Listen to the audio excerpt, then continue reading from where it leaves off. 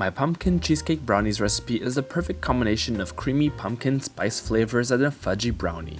Start by melting together the semi-sweet chocolate and the butter, and then adding in the cocoa powder. Whisk until smooth, and then set aside. In a larger bowl, combine the white sugar and the eggs, mix with a hand blender for about a minute until you get a nice and airy mixture.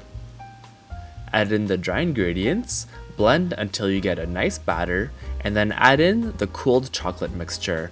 Blend right away until you get a unified chocolate batter. Set aside 3/4 cup of the batter, and then pour the rest of the mixture in a prepared 8x8 baking dish. Smooth the top with a spatula and set aside. In a small bowl, combine the pumpkin puree and the cream cheese, blend until smooth, then add your egg and the brown sugar and pumpkin spices.